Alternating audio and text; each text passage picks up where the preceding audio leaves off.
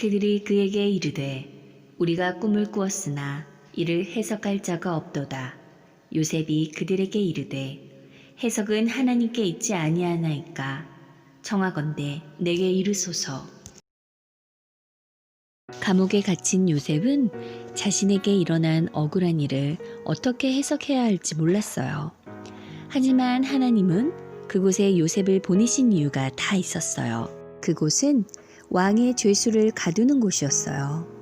왕과 가까운 곳에서 일하다 어떤 이유들로 갇힌 죄수들이긴 하지만 높은 신하들이 있는 곳이다 보니 어느 정도 대접을 해줘야 했어요. 요셉은 그 신분 높은 죄수들의 음식과 심부름 등을 하게 되었어요. 요, 샬롬. 오늘도 감옥이지만 행복한 하루. 어이? 무슨 일 있으세요? 두 분 다 표정이... 내가 어제 꿈을 꿨는데. 나도 어제 꿈 꿨는데.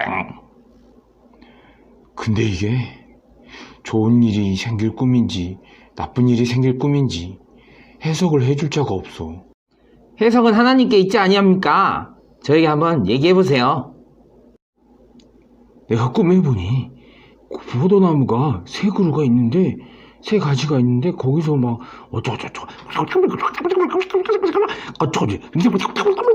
예! 좋은 꿈이에요. 3일 안에 당신을 왕께서 부르실 겁니다. 그래서 원래 하던 관직을 회복시키시고 그때 저를 꼭 기억해 주세요. 그때 제 억울함을 왕께 꼭 말해 주십시오. 알겠죠? 나도 내가 꿈에 흰떡 새 광주리가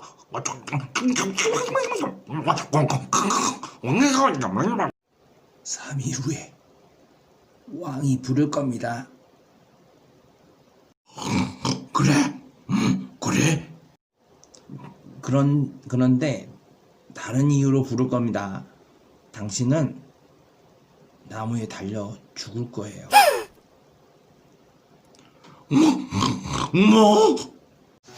3일 후 요셉이 말한 대로 술 담당 관원은 살고 빵 관원은 죽었어요. 그런데 술 관원은 요셉을 깜빡 잊어버렸어요. 그로부터 2년이 흘렀어요. 나와라 요셉. 바로왕께서 부르신. 우와 멋지다. 우와 너가 해석을 좀 잘한다지. 왕이시여, 제가 아니라 하나님께서 하시는 것입니다. 내가 지금부터 꿈을 말하겠노라. 해석을 해보아라. 살찌고 아름다운 소 7마리가 풀을 뜯어먹고 있는데 생전 처음 보는 마르고 흉측한 소 7마리가 그 앞에 살찌고 아름다운 소들을 잡아먹으러 달려왔다. 그런데 잡아먹었는데도 불구하고 그대로 마르고 흉측하더라.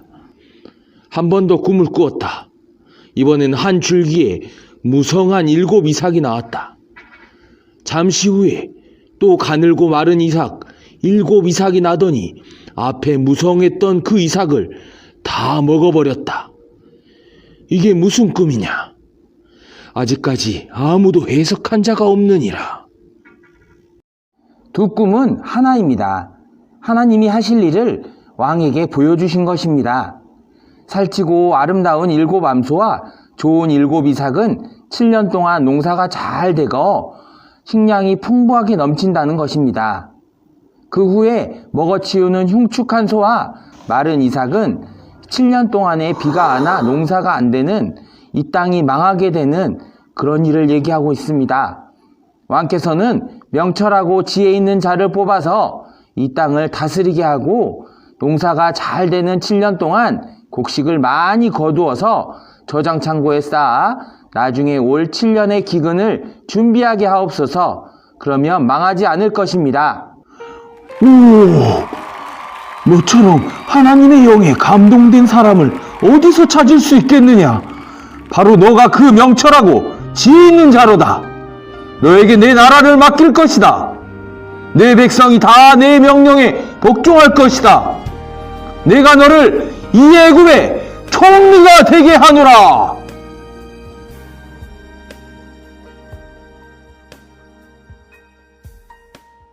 샬롬! 안녕하세요. 최승윤 목사입니다. 오늘은 우리가 다니는 교회란 무엇인가에 대해서 말씀을 전하겠습니다. 예수님께서 직접 얘기하셨습니다. 교회란 세상의 소금과 빛이다. 소금이 뭔지 아세요? 하얗게 생긴 가루인데 음식에 뿌리면 녹으면서 짠맛을 냅니다. 이 소금을 뿌리기 전과 후가 맛이 완전히 달라요. 뿌린 후에 정말 맛있어요. 이처럼 세상은 살아갈 맛이 안 나는 세상인데 우리 하나님의 사람들이 소금이 되어 그 속에 녹아 들어가면 세상이 맛이 나는 그런 역할을 소금이 합니다. 그 역할을 우리가 하게 되는 거죠. 예수님께서는 또 빛이라고 얘기하셨습니다. 빛은 어두운 세상을 밝혀주는 역할을 하는데요. 오늘 이야기처럼 요셉이 꿈을 해석하지 않았다면, 그래서 곡식을 저장하는 그 일을 하지 않았다면 애국과 이집트와 그 주변 나라들은 7년의 기근 속에서 다 굶고 나라 전체가 망해버렸을지 모릅니다. 하나님께서는 애굽을 살리기 위해서, 그리고 그 주변 나라를 살리기 위해서 요셉이 총리가 되게 하신 것입니다. 어두운 세상을 밝히는 빛으로 세우신 거죠. 예수님께서는 이 소금과 빛의 역할이 교회의 역할인데 더 자세하게는 어떤 행동을 교회가 해야 하는가라고 물어보았을 때 이렇게 얘기하십니다. 착한 행실. 이 착한 행실은 우리가 처음 보기에 얘기한 것처럼 우리가 그런 일반적으로 생각하는 착한 것이 아니라 도덕적, 윤리적 그런 착함이 아니라 요셉이 어떤 힘든 상황 속에서도 하나님을 바라봤던 것처럼, 그리고 하나님이 해석하신다고 하셨던 그렇게 증거하는 그런 삶을 사는 것을 착한 행실, 바로 하나님을 바라보는 삶을 착한 행실이라고 얘기합니다. 이것이 바로 교회가 해야 할 일이며 이로 인해 얻게 되는 목적은 하나님께 영광을 돌릴 수 있는 것입니다. 요셉이 지난 고난과 현재 총리의 이 자리에까지 가게 된 것은 바로 하나님께 영광을 돌리기 위한 과정들이었습니다.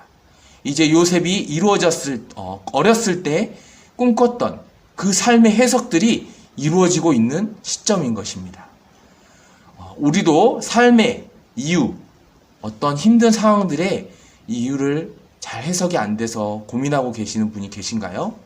그렇다면 이 삶의 해석을 주님께 맡겨드리고 우리는 온전히 주님만 바라보기를 원합니다. 그렇다면 그 해석이 어느 순간부터 풀리고 그로 인해 하나님께서 영광을 받게 되는 일이 생길 것입니다. 우리는 오늘도 세상 속에 녹아지고 작은 빛이 되어 착한 행실을 이루어가는 교회가 되기를 간절히 소원합니다. 기도하겠습니다. 하나님 아버지 감사합니다. 오늘 주님께서 주신 말씀처럼 우리가 소금과 빛으로 이 세상을 살아가게 하여 주옵소서. 그래서 착한 행실, 오직 주님만 바라보며 살아가는 그 동안에 주님 영광 받으실 준비를 하시고 그 자리에 우리가 서게 되었을 때, 꿈의 해석이 시작되었을 때 온전히 영광 받는 삶 살게 하여 주시옵소서. 주님께서 모든 영광 받으시는 그런 삶을 우리가 살게 하여 주시옵소서. 하나님 아버지, 우리가 정말로 이 힘든 마지막 때에 있습니다. 이 마지막 때에 소금으로 녹아들어지고 또 빛으로 가릴 수 없는 그 언덕 위에 그 마을처럼 우리가 빛으로 가득한 그런 교회가 되게 하여 주시옵소서. 두려워하지 않고 담대히 나아갈 수 있게 하여 주시옵소서.